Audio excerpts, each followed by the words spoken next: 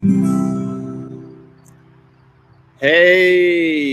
it's the same old crap.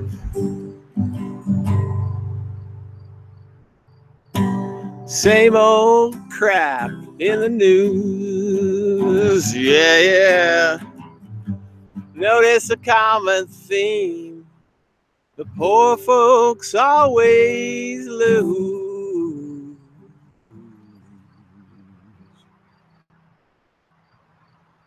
Good evening, everybody. This is me, Jimmy Reefercake. Allthehypocrisy.com is my creation. Shout out to Joseph Ballin and Cool Cat bloggers. Guys who are putting things up there.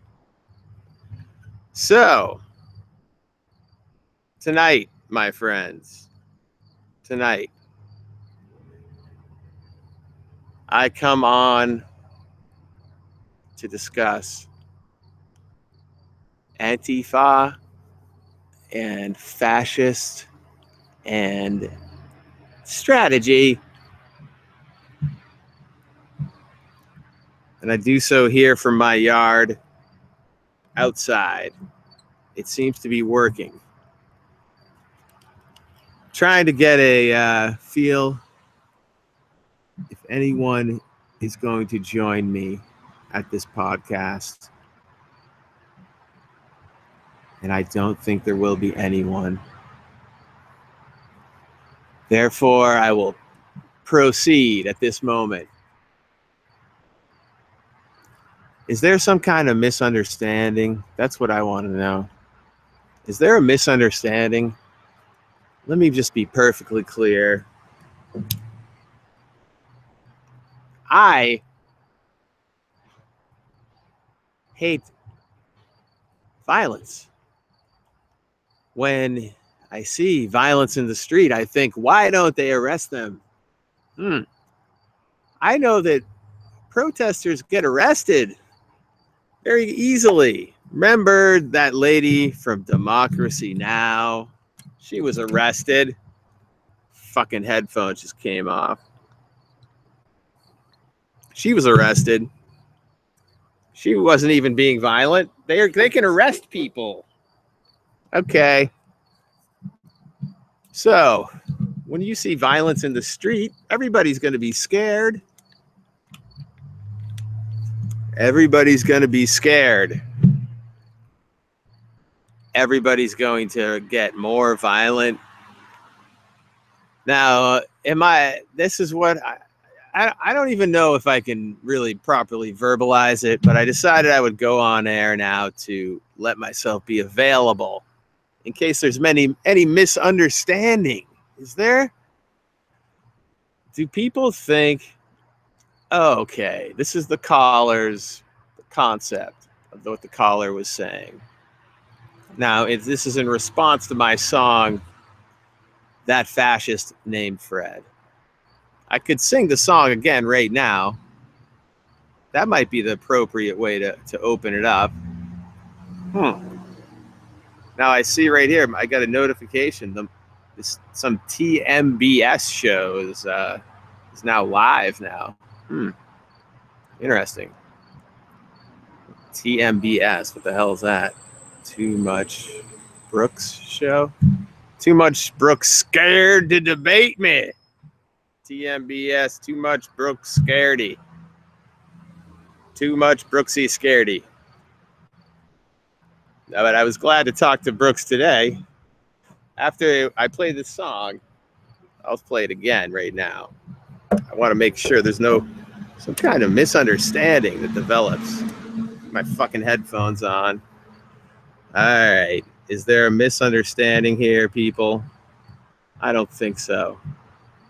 You know what I'm going to sing first? I'm going to finish with the song. So that way you're like, what is he talking about? And at the end, right now I'm going to sing this one. Woke up in the morning. By the way, this is a new song. Sung through the mouth one of the worst people alive, I feel. The president, Donald Trump. Woke in the morning, composed myself a brand new tweet.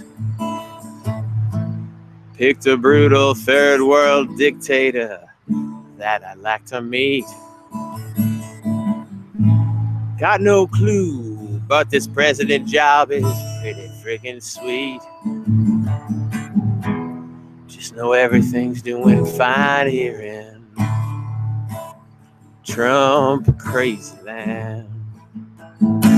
Oh, that's a big pop on that P. I wish I could do a Trump accent, like a Trump voice. I'm gonna try, maybe.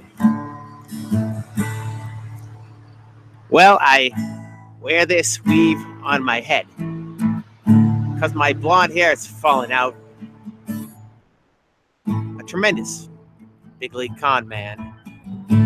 That's what I'm all about.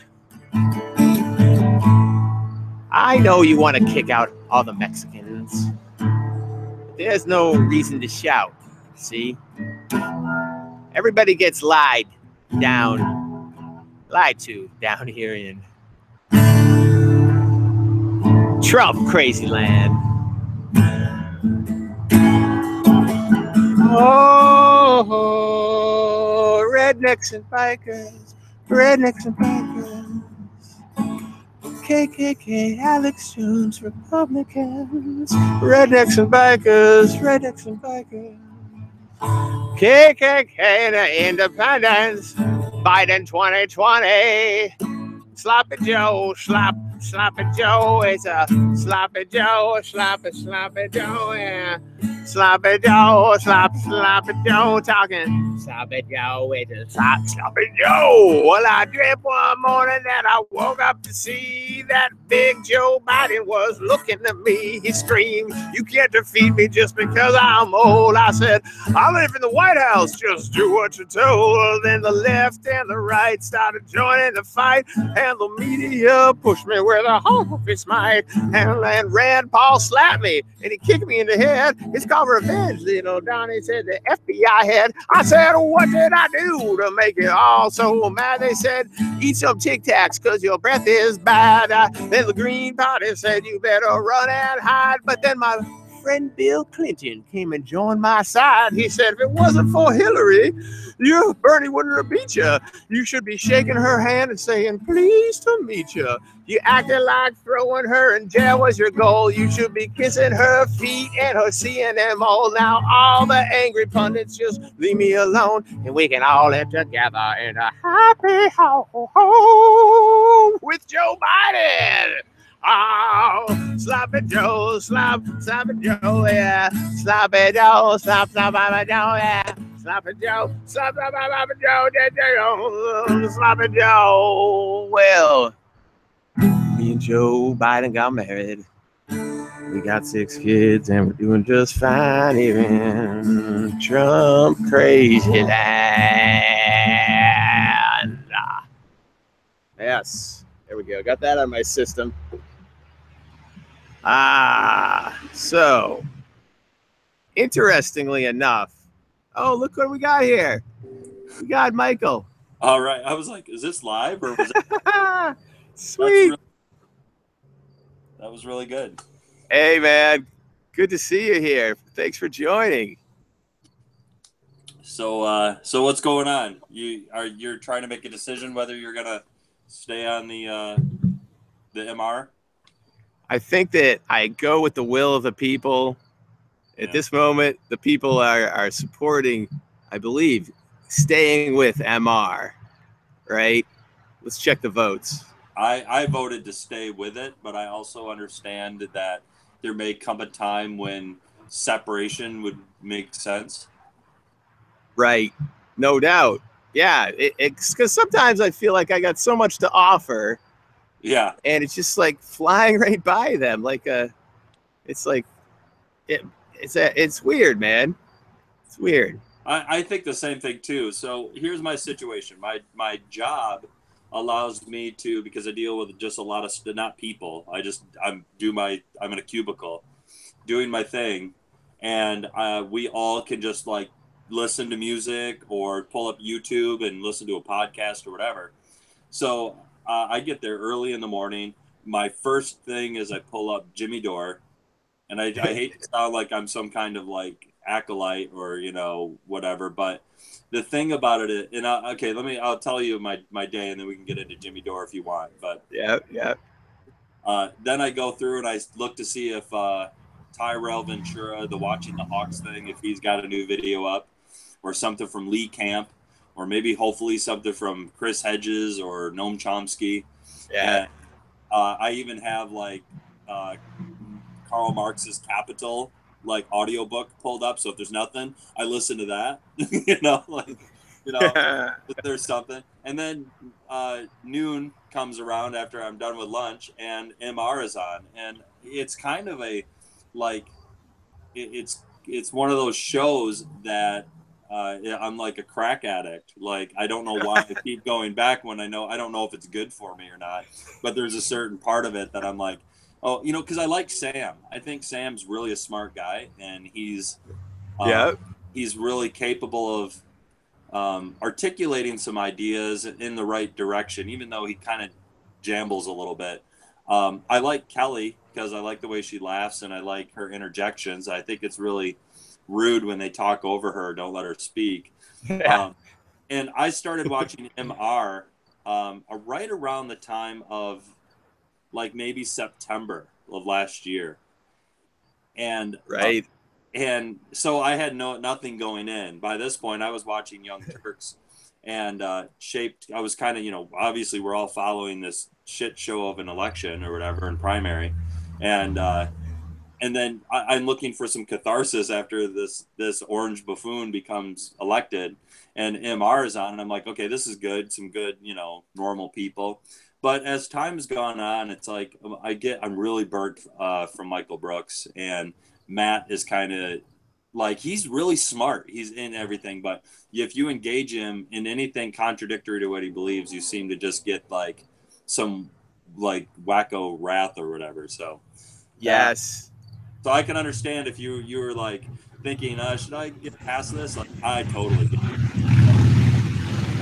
Yeah, it's up to this, up to the discussion, like, because basically there's no reason to always just preach to the choir, and that's what I've done all along, is tried to bring like the idea that what I don't like about Brooks and Matt, how they're acting lately, is that they seem to be, and even Sammy does it too, he seems to be very like, one way is the only way, so I try to push against that. And now John, I have someone else, John Smith.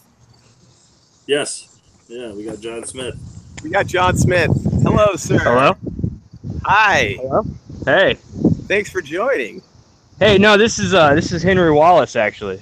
Henry Wallace. Yes, Henry Wallace, the guy who has been blocked from the precious Reefercake, the precious Twitter feed that I use the block button, man. But Henry Wallace stepping it up. Speak, sir. Thank you for joining. What's going on? Happy to have you, man. We were just talking about how, like, is it always the big thing to always like say the same thing as everybody, or isn't it kind of good to push people to open up to other ideas instead of always saying like, because when I was talking about antifa, my song today, I felt, was pushing in the direction that the fascists are the psychopaths, and therefore that is a danger that exists. And Antifa in my song, like I said, they didn't actually kill Fred. That was Fred's head. That was in Fred's head. Yeah, it was a little hard to follow, but I mean, I think I got where you're coming from. It's a charged time, man. It is. Subtlety in that direction isn't always going to be welcomed. I didn't catch it because at that particular moment, I had to be in another room, but like I didn't catch like the Fred thing. I heard it, but I'm like, I don't know who you're talking about. So what happened with that? Where did the chips fall on it? Like, who's Fred? All right. Okay. Yeah, who's Fred, Just man? very briefly, let's give you I'll give it to you if you guys don't mind. Yeah. Okay, thank you. I just want to pull up the lyrics, make sure I don't fuck it up, Hold on here. This is how it goes. I really like this song. All right. I'll do it without the guitar, though. That fascist talks a lot about the white man's victimization and whatnot. The rally is pretty small. Fred says it's because white civilization's about to fall. Antifa found the place. They came up here to get in his face, so that fascist named Fred. But nothing in the world can change the mind of the fascist named Fred. And that's the chorus. Nothing in the world can change the mind of the fascist named Fred. That fascist named Fred. Antifa hit him with a stick. They punched him in the face and they punched him right in the dick. The rally was pretty small, but the fights were so bloody that now it's getting the most attention of all. They thought Fred would end up a paraplegic. Now it looks like Fred will be dead. That fascist. Now they hold the rally, waving signs, say Fred is dead. Oh no. He's a martyr for the fascists because now Fred is dead. That fascist named Fred. From his nightmare, Fred woke up. Fred isn't dead. It's just the story his mind made up. He's lonely, psychotic, and mad. And he dreams of Antifa and how he wants to hurt him real bad. He grabs his gun. He thinks he's going to need it. This time, Fred hopes someone else will be dead. That crazy motherfucking fascist named Fred. Nothing in the world can change the mind of the fascist named Fred. It just choruses out like that. So, right. All right. I know. I just felt that was the right thing to say, man. Sorry. I don't hear an issue with it, and at the time I really don't know if anybody had an issue with it, so I don't know. Yeah. A lot of the stuff that you've done, Jimmy, that I've heard, it really does like address an issue at the time, or just I don't know. I mean, you have a talent that you're making songs that are fun and communicate, and like I don't see an issue with that. I don't see why everybody else. I don't know. Thanks, man. I felt it. What do you think, Henry? Is that song going like basically what they said was it wasn't like they were wicked against it, but like Matt Leck was like a cautionary tale to Antifa, and he misunderstood it. He kind of was saying, he goes, the Charlottesville rally wasn't small, and it kind of made it. I don't know. Well, that's kind of what I was getting at, man. You don't. I mean, it's. I mean, he'd be forgiven for assuming that's what you're talking about, right? Yeah. It's weird. Oh yeah, for everyone is forgiven. Absolutely. That is a key concept, right? Yeah. Absolutely. Because this is crazy times. That means you're gonna unblock me, right? Yes, indeed. Now. Cool. Now All right, man. I'll see you later. Oh, no, Jesus. I'm just kidding. I'm kidding. But some people, I believe, they love to just bug people on Twitter. But you've actually contributed, Henry, by showing up. But tell me some more, man. Tell me what was our problem to begin with, dude? Honestly, I'm trying to remember what kicked all that off. I don't know, man. A guy have a lot in common. Yeah. Through a pretty narrow keyhole, if you don't mind me saying. And I just about a year ago I'd have been a lot more hard-lined, legalized weed, don't worry about anything else point of view. But the world's kind of falling apart at this, man. Right. I don't know. Just kind of to read the room. Can I articulate a couple things? Like, absolutely. So just to try to, because I feel like what you're saying is kind of what we were talking, a little kind of in regards to what we were talking about before. Came in late. But My apologies. What? I came in late. My apologies. No. I'm going to tie it into what you're saying, but okay, cool. Right on. I'm going to make a point at that point as well. But talking about like the legalization of marijuana, right? It makes me think of Bill Maher, something he said prior to the general election. And he said that liberals need to let their boutique issues go, right? And not be hung up on if Hillary will want to legalize marijuana or not. And he called it boutique issues, and he started categorizing them with like marijuana, and I don't know what the other ones were. Maybe what is it, like marriage or something like that. I don't know what he buttoned this all up with. And I thought, you really think that liberals are, maybe the liberals that are watching his show, maybe they're also listening to Britney Spears and they care that Hillary Clinton took selfies with Kim Kardashian. I don't. That doesn't appeal to me. When she did that, I thought, yeah, that's like, you were just scraping the bottom if you're going to go take pictures with Kim Kardashian, thinking that makes you look like a cool person to the kids, the millennials. But it's not, to me, it's not just about marijuana. I mean, that's in there. I mean, that's linked to so much of our prison issues and whatnot. But like, there are bigger issues, and they're not boutique. Like, being the fact that we're been in the Middle East at war for like, I don't know how many years now. It's ridiculous. The fact that we're all like being hit economically, and it's a fucking joke. Like, we're ruled by the financial system, and that rules the world. It's like, it's crazy. And for him to just be like, hey, vote for Hillary because you need to get over pot legalization. I thought, well, that's really pretentious. And he is a pretentious guy, in my opinion.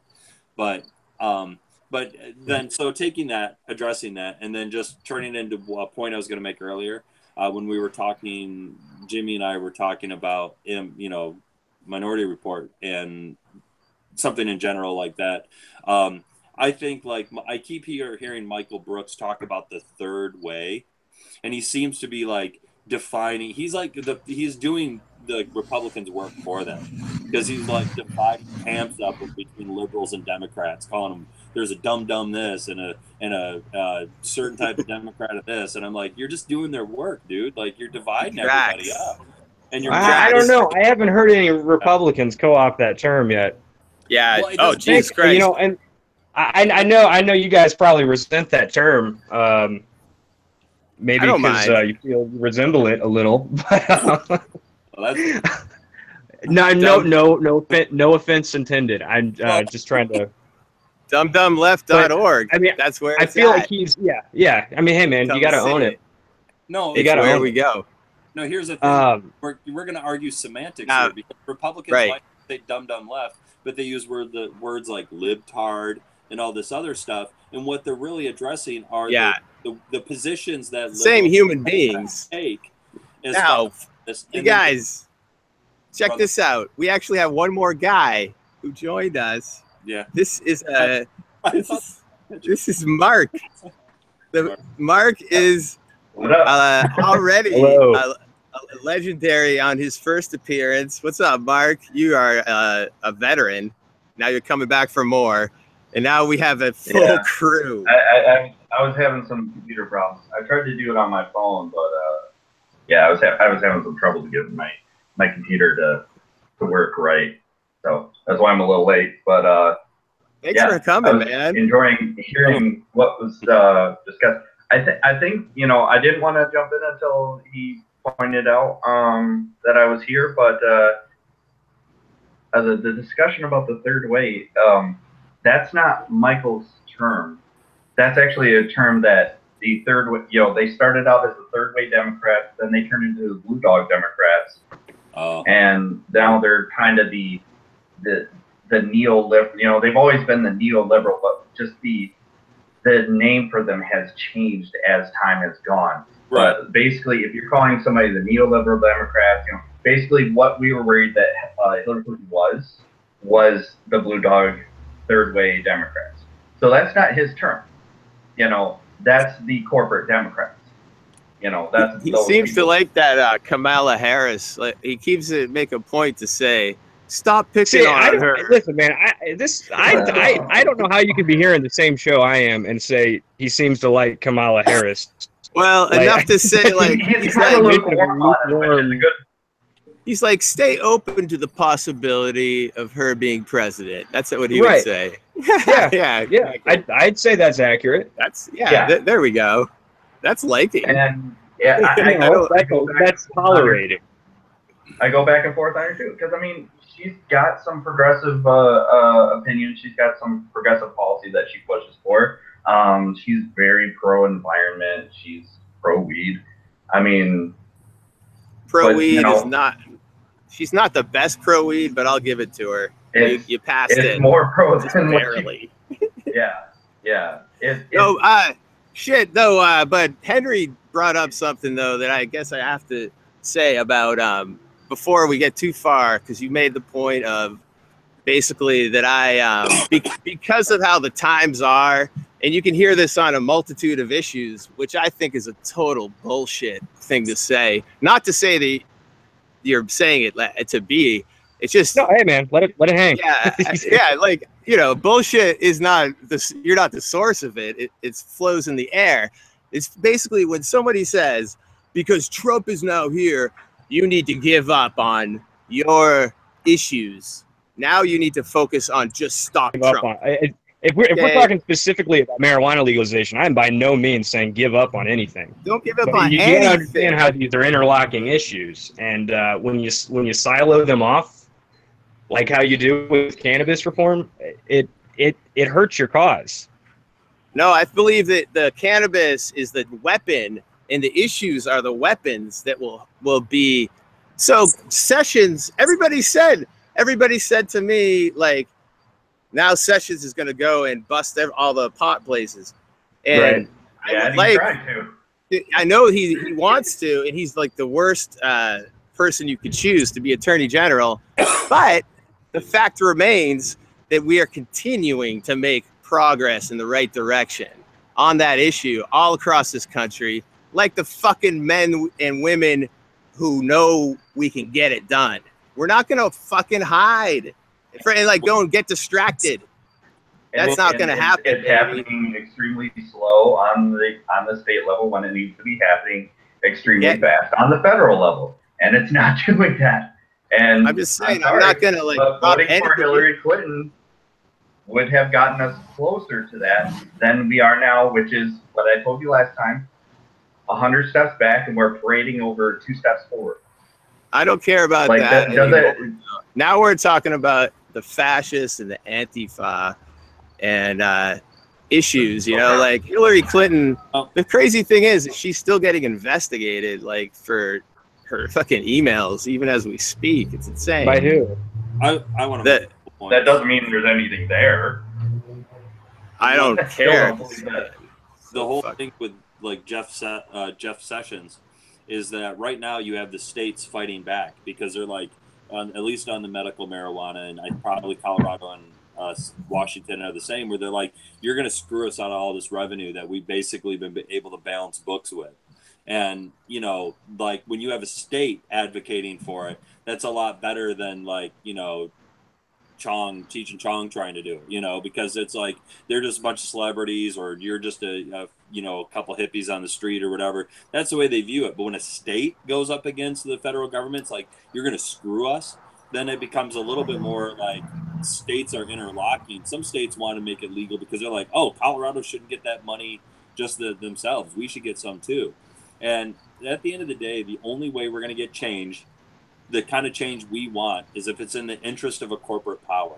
The only reason the healthcare ever got passed, and yes, it's a stupid Republican plan or whatever, was because it was in the interest of the hospitals and the insurance aid companies. They were spending too much money and not getting enough people invested into their system that they needed to use the government to mandate it. That's why they don't want to give single payer, because that takes the profits away. They need something that suckers you in and keeps you in, but doesn't take away from what they want. And that's the only way we'll get changed, like marijuana or whatever else. Is it has to come out of, it has to be at their bottom line. Yeah. The only thing that I would disagree with you on is I mean, it is better to have the states involved and the states pushing it than, like you said, a celebrity or anything like that. I mean, that is having something as opposed to nothing. But, you know, this is where I was talking about the problems with the extremely slow approach from the state level moving outward than the federal courts. Because the biggest problem that we can run into now is with us not having the Supreme Court. You know, these states can go ahead and they can file the lawsuits against the federal government. The federal government will take it to the Supreme Court, and, well, what's going to happen there? And that is going to make it even harder from here on out for the legalization or these different states' issues that are actually progressive to actually move forward. Because then, as long as we have the Supreme Court ruling against us on behalf of the federal government that is controlled by Donald Trump, that is controlled by Mike Pence, that is controlled by the Republicans, we're not going to be able to get any support. And that's why I keep saying 100 steps backwards, 2 steps forward. And the 2 steps forward, all it is our activism. You know, our you know, we're more organized to go out and protest. But that's it. That's all we've got. Meanwhile, we're protesting, you know, trying to one day get back to where we were unhappy under Obama. And that's not a step forward. That's not better for anyone. What good did that do? And you would think, though, that, you know, this would create like a evolutionary response from the Democratic Party to go, hey, maybe what we've been doing is wrong. Maybe they didn't like it, but we shouldn't have undermined the most popular politician right now in the country. I mean, these are you know, essentially tactical things, but I mean, if we want to be as unhappy as we were under Obama, you should have given us something that was the equivalent to Obama and not something that is literally hated. I mean, not by Democrats usually. I mean. Did we lose Jimmy? I'm sorry, but did we lose Jimmy? Yeah, I was gonna say. Oh, is it? Oh, that's weird. I don't know. Well, I mean, it says we're still broadcasting, so I don't know. Let's just go on. Sorry. Yeah, he'll be back. I believe that you know, it was like NAFTA that really turned what was left of blue collar, you know, Democrats away from Clinton's, was the fact that they felt, and rightfully so, that they were sold out to, you know, other, like China and other countries that undercut their labor. And Hillary Clinton for decades has been on the wrong side of a lot of issues other than healthcare. It makes you wonder, even if she, and this is the thing that really kind of I was suspicious of very much, was that within a couple months or a couple years of her running for president, she completely changed her outward opinion on these issues. And then you hear her say, well, I have to have a private public, you know, opinion. You're like, well, that's just you covering over a bottle of turds with a label that says, you know, pickles or whatever. It doesn't make any sense. That is true. You guys still there? True. Holy crap. Yeah, we're here. We were wondering where you went. We just kind of kept going. Just saying that there should have been an evolutionary response, and the Democratic Party. No, you're absolutely right. There should have been, but you know, exactly. Yeah. You know, you look at a guy like FDR. People remember him as our champion, progressive president, and he definitely was. But you remember, if he was primaried, you know, he fought in a primary too, and he didn't have the positions he took in office when he began running for president. He was pushed to the left. And that could have been done with Clinton. You guys. By the people. And that's another thing that I've said. You can I don't. It'd be great if Bernie was the one in office. But I mean, it doesn't really matter who enacts, who pushes healthcare reform or cannabis reform, and just as long as it happens. Hey, I don't get married to personalities. But they have can you hear me? People to do it. And like, how much more could people have pushed Barack Obama to, like, hey, do something about the banks that shit tanked the whole economy? You had literally people in Zagati Park who were like getting beat up by police. You don't have any kind of intervention methods there, Commander in Chief, or the like Standing Rock. You couldn't have kept old women from getting brutalized by literally mercenaries. That's ridiculous. And like, how much more do the people have to push to like get even just the platform in the Democrats' head? Like, it just doesn't. That doesn't add up. It feels more like it's just there to give us, as like Noam Chomsky would say, the illusion of choice. Not really. Oh yeah. Well, it's almost like the presidency doesn't have any real power. God, I lost my. And I'm sorry, too much as is. Brooks. Can you guys hear me? Left, but, I can hear you. We can hear you. Oh, okay. Holy shit! I just want to tell you guys something real briefly. Lapaco said that he's trying to get things set up to come on. Oh wow, that's wild. Awesome. You want to go with something crazy that just happened? Okay. I was outside because it's summertime. It's really nice, so I'm trying to enjoy. And then the computer goes to 6%. I got to go inside, so I carried the shit inside, and then it went blacked out. And I was like, "What the fuck? I might have lost the fucking thing." And it went into sleep mode, and now I got to plug back in. And amazingly enough, can you believe that shit? It went into sleep mode. We're still broadcasting. Oh yeah. Yeah, you were gone, and it was still going. It was still going. Wonders of technology. On sleep mode. I just had to say something because that was cool. I'm glad it's still. I didn't fuck because I saw 6%. I'm like, I got time to get to the charger. No fucking sweat. Jesus. Oh, that don't mean shit on newer laptops, man. My laptop, right, I got to constantly be running on shit. Like the battery says, oh, it'll last like 3 hours. An hour later, it's like, plug in. You need to plug in. I'm like, right. What happened to 3 hours? God damn it. It doesn't measure like your phone does, where it's like progressive and based off of how much shit you're running. It's right. It has this pretend thing. Yeah, I'm sorry I missed, and I just interrupted to say that, but no, it's all right, man. Fair enough, man. It almost like Peter Griffin there when you said, "Yeah, that's the charger." Exactly, man. I think he's from Connecticut or something, right? I don't know. Rhode Island. Yeah, that's the chick. Rhode Island, is he? Yeah, Big City, Rhode Island. Oh, that was pretty funny to hear Sam's voice from Matt Weiss. That was the show where he played a recording of Sammy like bitching him out about a lens breaking or something, and he had the thickest. That was a good thick fucking Massachusetts accent right there. Yeah, it was all. Oh, that when he's angry. Film guy. Yeah, Sam Cedars. Right. Yeah, film guy had a recording of him, and his accent when he was younger was so thick. It was pretty good. It was. Well, Matt, you know that's real sad that you that came. You know, do the show. It's gonna set you when you gotta pay $300 for another lens. I mean, I'm just saying. Just saying. Deal and you done, well, thing. Now I got to go talk to Gary Busey and tell him how it's the magic camera's not here, you know. Oh, that's really good, Sam.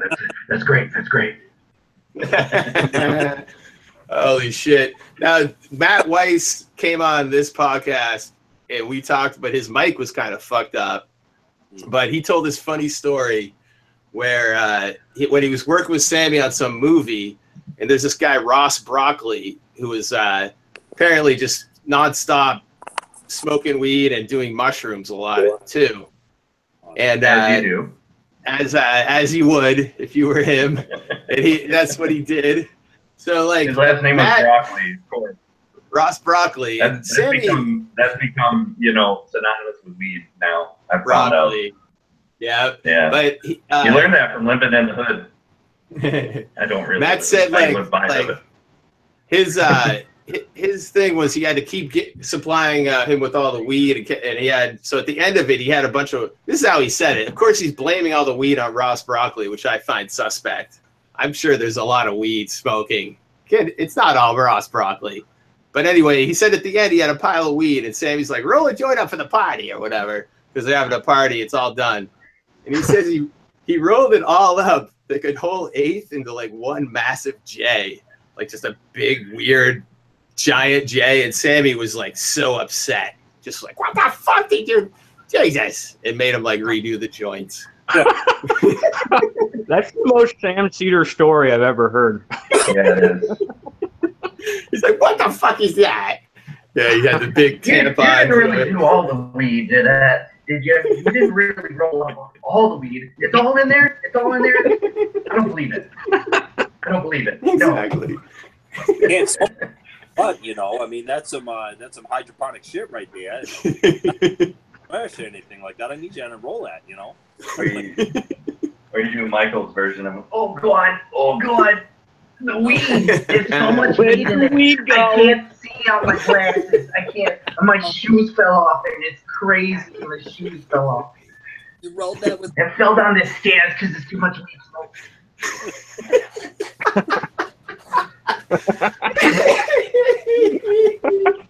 I love that one though.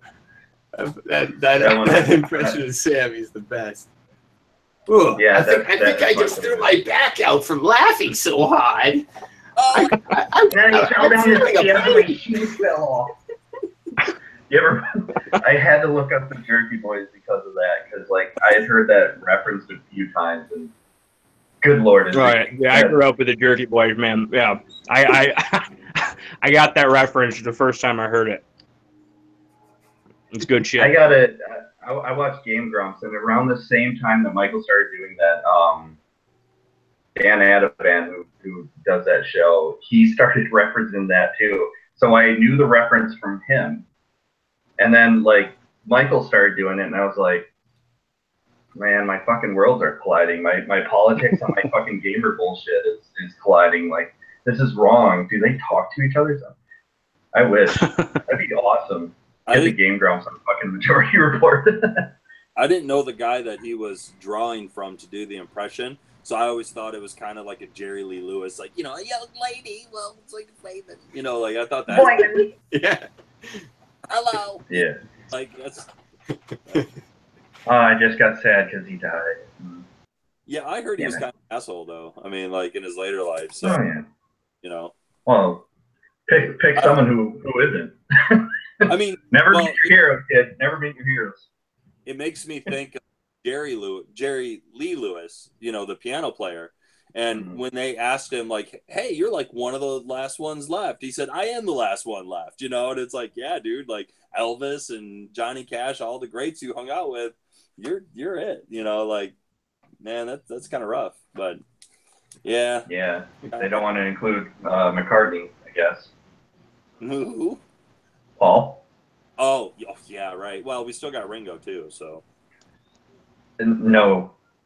Huh? No. Well, we don't need Ringo. He's still alive. I mean. Well, yeah. I mean, he's still alive, but I mean, it's like. Is he? And does he matter? Like, one of the quotes is when they're like, a reporter asked the Beatles, they're like, do you think Ringo's the greatest drummer in the world? And he's like, and John's like, he's not even the best drummer in the band. Not even the best drummer in the Beatles. Yeah, I love that one. Too funny. Paul McCartney was he was the best drummer, but he's like a legit musician. He plays, if it's got notes, he can play it. Yeah. Yeah, he's good. But Wheels sucked, but oh well. We forgive him. Yeah, it's all right. It did. So opinions. All right. Sorry. What do we got here, guys? We got to get on track. Any focus. Focus. Must focus. Because I was just sitting here thinking, like, I think I'm on a podcast right now, right? Oh, yeah, that's right. I'm on a podcast. Yeah, there are tens of people listening. There are at least, let's see. 0 viewers. Nicely done. Wow. The party up in here. We're gotta cut our teeth, you know, and everybody's gonna. I forgot to let my crew know. Yeah, exactly. Well, it's more about the get together here. This is 4 people, and wow, nailed it, you guys. Thanks for joining. Yeah, but yeah, I'm gonna have to go soon too, because like the wife got home as I was doing this, and I was just like, hey, I'm gonna hop on Jimmy's podcast, and she just gave me a look up, like, what? Like, I just got home from work. I was like, you know, I at the time you were alone, and she's just like, don't be long. I was like, all right, I won't. Yeah, you better, because next time you have a fight or something, she'll be like, oh, yeah, you just want to go on Jimmy's podcast then, don't you? Like, she'll bring it up. right? More So often what it is band shows and band practices and things like that. Oh yeah, dude. Yeah, that's an issue. Understand. You're at least you're conveniently at home right now, right? So you're within her reach. That's good. But I appreciate you coming on, man. If her reach is violent, I mean, just saying. I'm not saying she hits me, but she might. You like that though. I know you like it. That's no, she hits too hard. She hits too hard. Not really though. Anyways. Well, but I got a little bit longer. Basically, I think I'm not misunderstood. If you want to, if on my song today, I think people mostly understood it. So sometimes I get a little bit wary but this is the fun thing about sending your songs into the majority report. And if you don't want to conform, I get to have the fun moment of like, what are they? Because they're going to usually go after me if they can find any little. They'll find an angle and they'll go for me, won't they? Well, here's the thing that got me about that song. It's like, I was listening to it. You heard the song, thanks, man. Yeah, I was riding back from. It's like I can listen to it at work, and I was riding back from Detroit area, drive this piece of shit car back for my job, and like I lost my train of thought for a second. My big thing with it was like it took. I had to hear you explain it when you said it, but like the biggest problem I've been having with some of the stuff that you've been putting out there, that's why I say you need to take more time to put together these songs, make sure it's quality, is like I just felt like, yeah, okay, and like your point is made by existing as common sense. I get the idea that telling neo-Nazis that what they believe is wrong isn't going to change their mind. But, and like that doesn't discredit Antifa. That doesn't discredit what happened in Charlottesville. That doesn't discredit the years and years where, I've told you, yeah, we tried the whole ignoring them thing. You want to know what they did? They went and rebranded themselves and they came out stronger and bigger than ever. I mean, they're not huge now, but compared to 10 years ago, they're a lot bigger. They went out and they were like, well, no one's watching us. Let's go recruit. As long as we sell it not as racism, we can get people on board with this. If we sell it as, you have to worry about whether or not your grandkids are going to be a little brown, then, we talk about the white genocide, but it's not racist because we're just trying to preserve what's ours.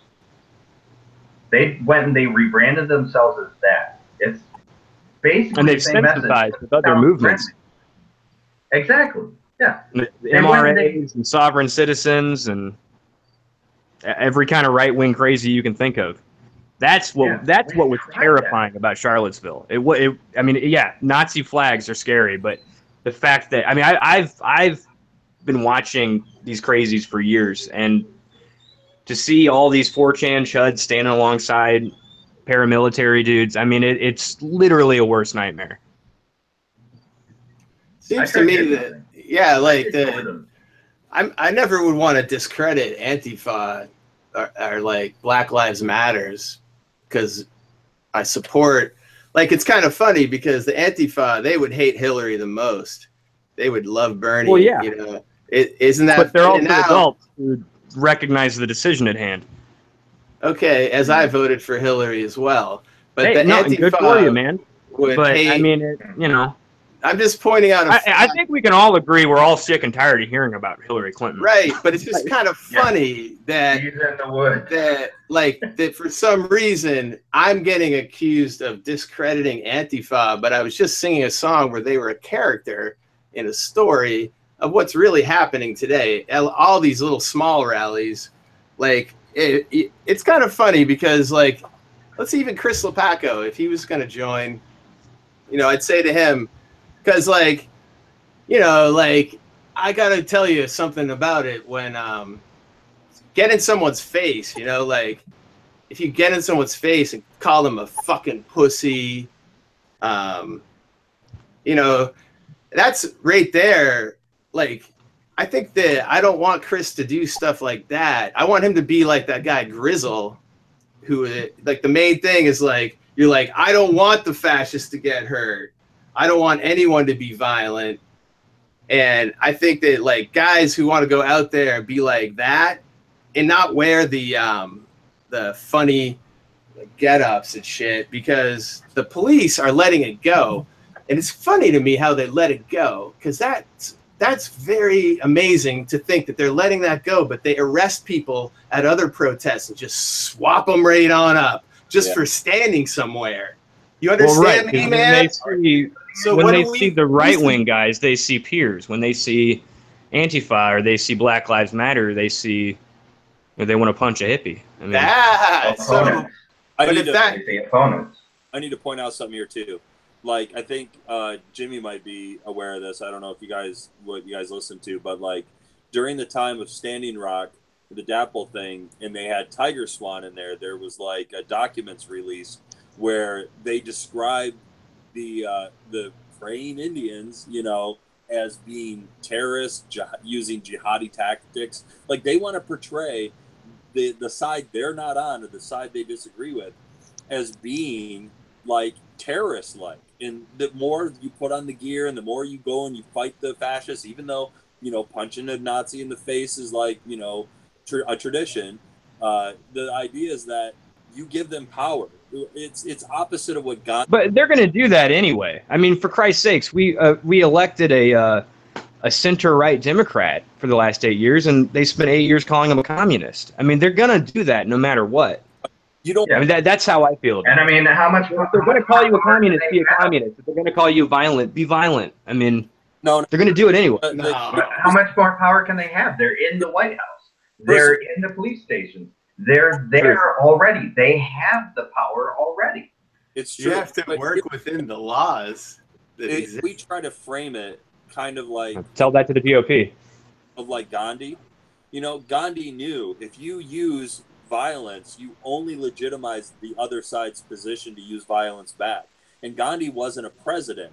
And the thing about it too is Obama has less in common with somebody who's in Standing Rock praying in the cold. These two things don't have anything in common. Just because Obama, you know, is a Democrat or whatever, he has less in common with those people than he does with a corporatist who's like, get the hippies out of Zuccotti Park. You know, I want my pipeline to go through. And the thing is Gandhi knew that when violence was used on passive people, the other side became the bad guys. They were the oppressive regime, and it worked. You know, and so I mean, you know, Standing Rock, it does get the sympathy of some people, maybe a lot. I don't know. I can't gauge that. But the more it happens, the more it's going to literally scare the Bundy Ranch type guys who will think, because they're already talking about the government's going to come and get them. What happens when the government legitimately is beating everybody up that they called an enemy, and now they're the next ones, you know, left? Then they're going to start realizing that their problems and the people who were defeated, they're like actually connected, you know. And I don't want to take a beating, I'll tell you that, but it's better than trying to create change through violence. It just won't work. It won't work. It's just historically, we would be at peace now if it worked. There's other people who have done violence throughout history. I don't know. It just seems like the bad guys always seem to believe change through violence will work, and then it does. And you know, it does. You're right. The good guys are standing around holding their dicks, having discussions like this. It's a matter of being in between the two extremes. It's not all out violence, and it's not all out peace. I mean, I had to use the example of someone I was talking to during, you know, last week, a coworker, and he told me that he liked to use the example of the civil rights protests, and he's like, those were nonviolent. Like, a bunch of them were not. No, not on both sides. The Detroit riot was violent on both sides. Right. You know, there were several protests that turned into riots that were violent on both sides. It all happened. You know, it started out, yes, with the peaceful protests, and you know, the races got violent, and eventually, you know, everyone has their breaking point where they start fighting back. Right. And that happened.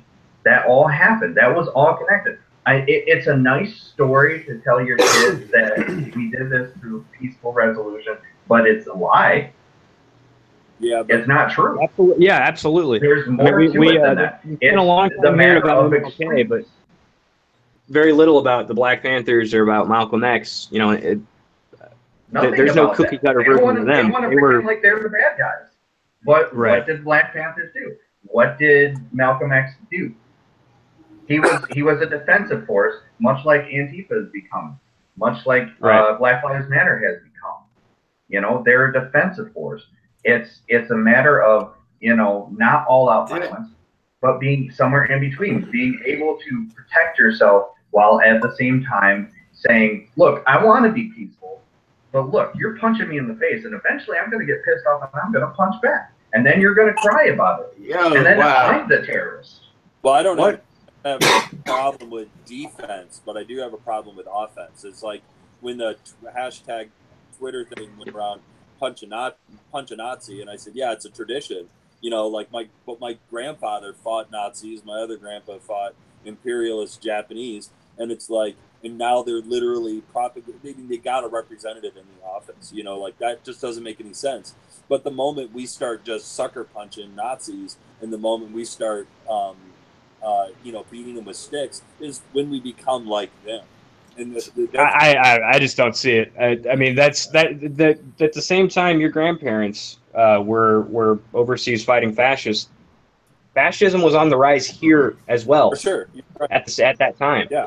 I mean, you know, it's like what Mark was just saying about how we remember the civil rights movement. You know, we remember the cookie cutter version of you know, all these brave young men going to fight Hitler, but you know, there were Nazi rallies in Madison Square Garden at the same time, and the people at you know, we see it through the lens of history, but the people at that time, Japanese who were volunteering to go punch Nazi, they thought as an extension of the fight at home. I mean, there were Japanese internment camps, and there's racism against the Irish. There was all that still going. There was the apartheid system with segregation with black families. I mean, that was all happening at the same time. We were fighting Nazis. We like to gloss over it, but we have to accept that reality.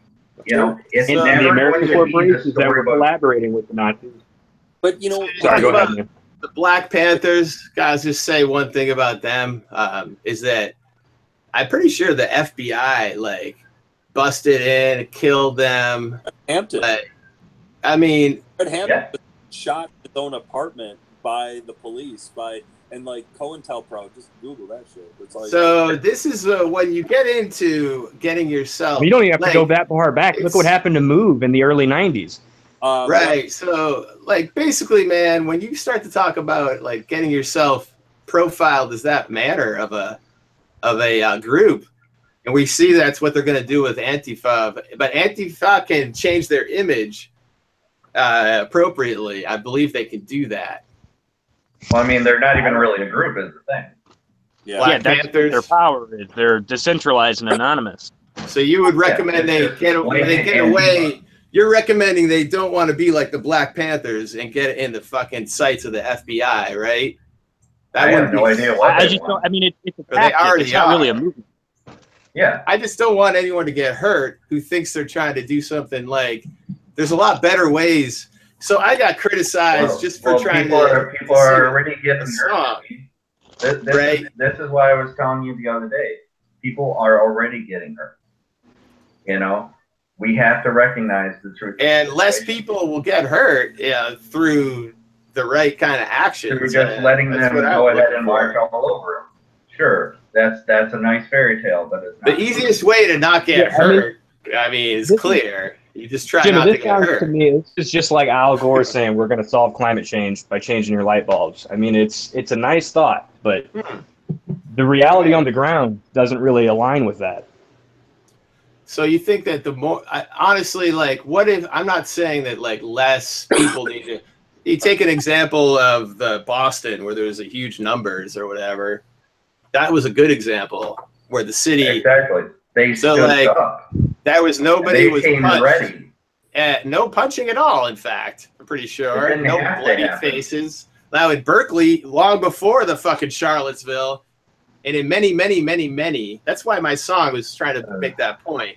All these little fucking small rallies, there was all these fights the cops would let go on. I mean, this is dumb, right? Like that. The point of my song is that small violence leads to bigger violence. Even just getting in someone's face is gonna make someone twitch, and fucking shit can happen. And people are carrying guns. Carrying guns. They have the armor on. I mean, it is what they want and what they're prepared for. They want that fight because they know they think they can win it, and they probably. Who does? Who does? Well, I'm saying it out of love. Who are you saying comes there looking for the fight? The fascists. Fascists love it.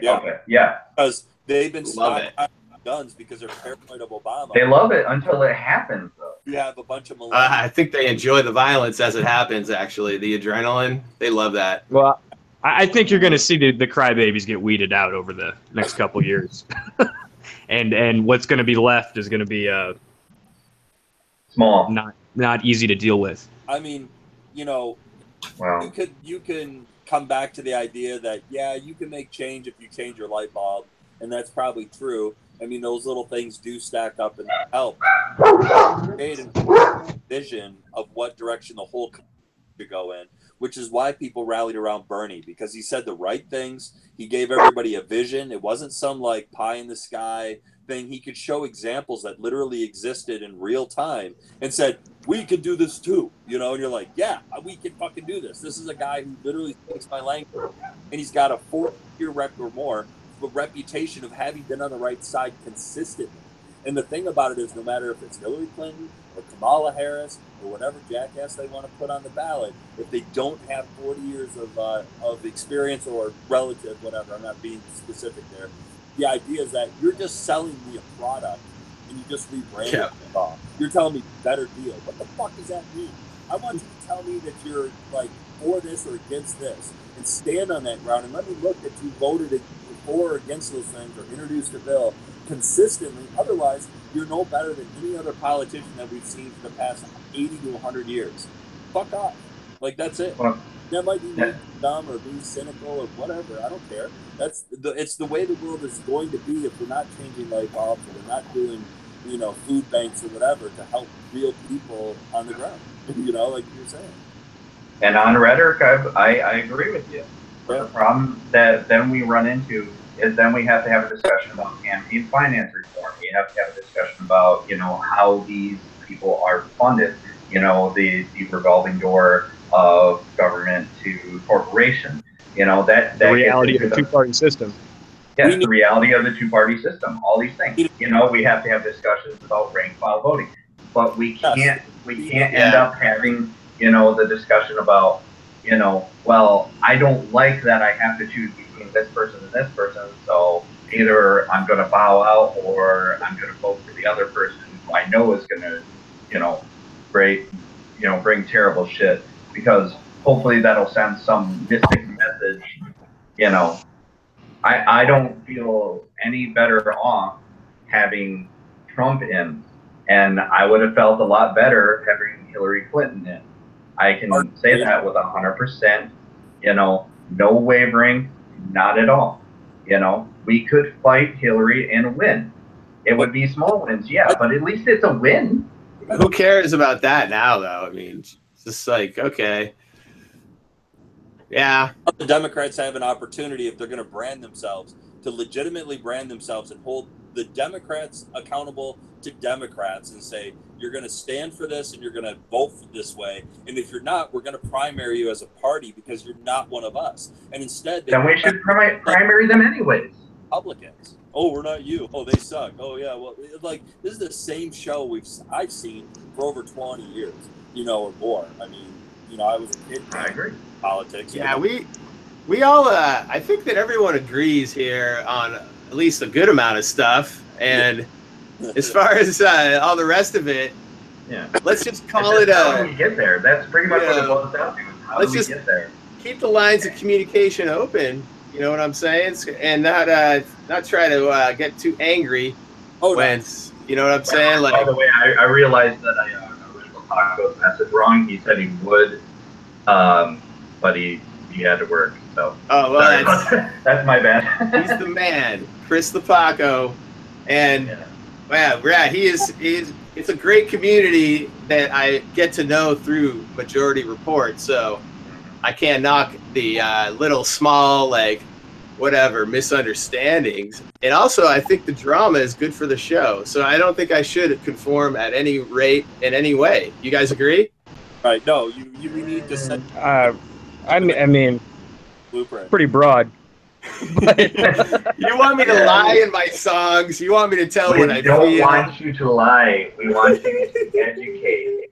You know. But for some reason, the funny thing is, this is the constant theme. Is that I'm not allowed to educate anybody, but that's kind of what you do in a song, right? But I'm not gonna. The thing about it, Jimmy, is the way it is. What you're saying, you say the same message every single time, and it's unwavering no matter what happens. You know, it's the old Stephen Colbert joke. It's the old Stephen Colbert joke about George Bush, where he believes on Wednesday the same thing he believed on Monday, no matter what happens on Tuesday. We're beyond that. Like they're going to announce that an asteroid is imminently striking, and we're going to hear the Jimmy Reefercake song about how weed needs to be legal. Yeah, I've heard it should be legal before the asteroid strikes. We understand it should be. We understand. We can finally experience legal weed before we all die. Come on, man. Get your head straight. That would be nice. Think about the acceptance. We'll all join hands. You just really blew it there, Henry.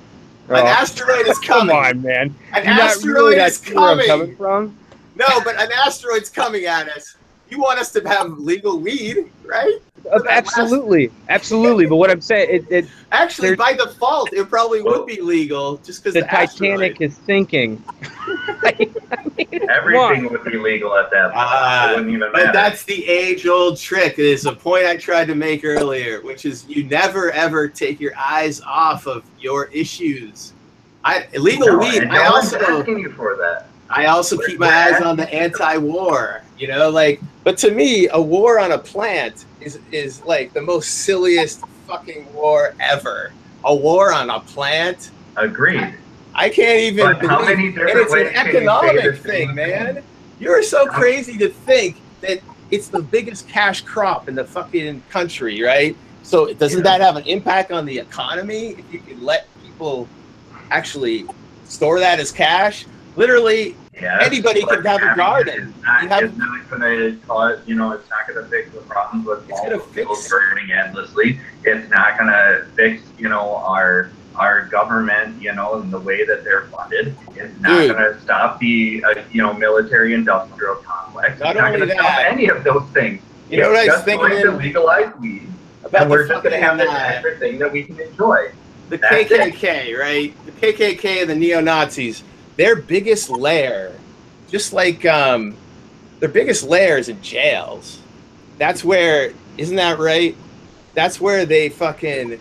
So it's so ironic. Isn't it ironic that we are manufacturing neo-Nazis by putting people in jail for non-violent, or maybe, you know what I'm saying? Instead of rehabilitating, we put them in a cage where they have to go, and instead of making jail a place. That's where they get initiated.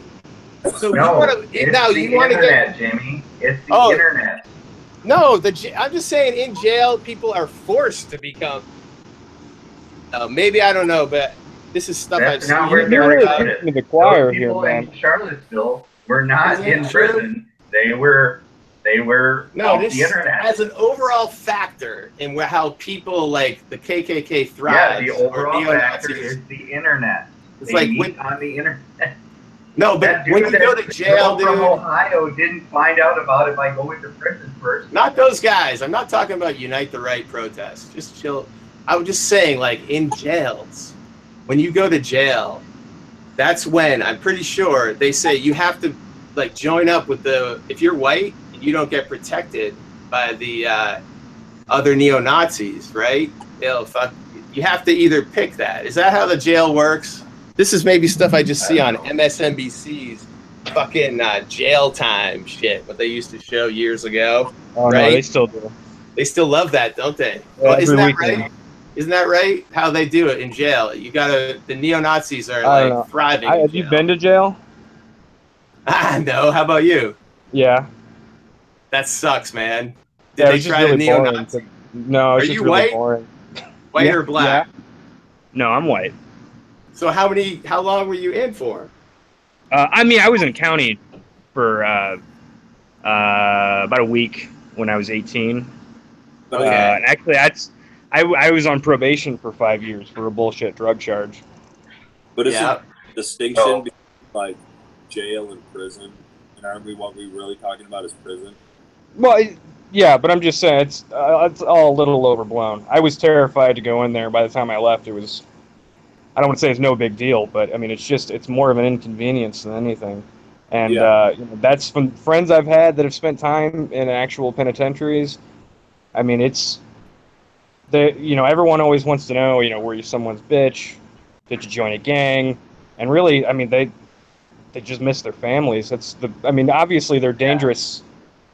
There are dangerous things that can happen, and different prisons in different states are better or worse. But yeah, what was I? A little bit of a cliche is all I'm getting at. Yeah, well, that's the shows, man. I just was thinking about that. I'm like, fuck. Well, yeah, how do they put really the most sensationalist stuff on TV. I mean, what I was just thinking, like, how can the government actually? I don't need Antifa to stop them. I'm just thinking about how the government could actually stop them. And I was thinking, if the jails are a place where they thrive, that could be an actual lever.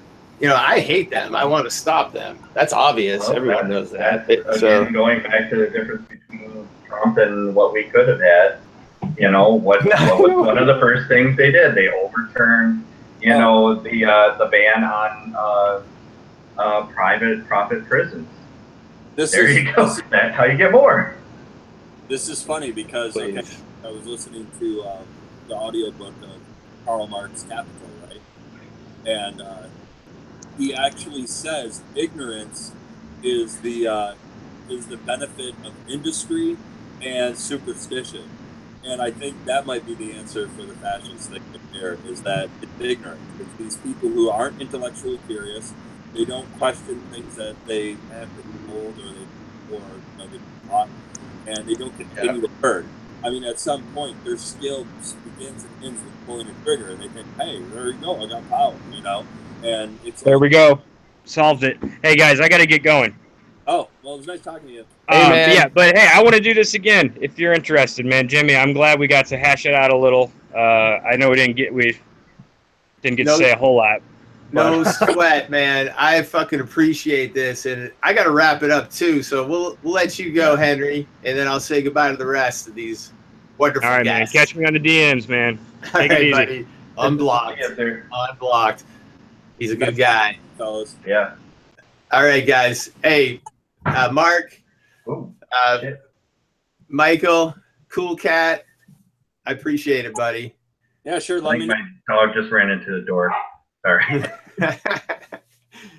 Nice, man. I can't even believe we made it through that battery situation. So I just feel blessed. I'm going to stop the broadcast and I wish you guys a great weekend. Have a good night, guys. You too, man. I'm going to take off. Peace out.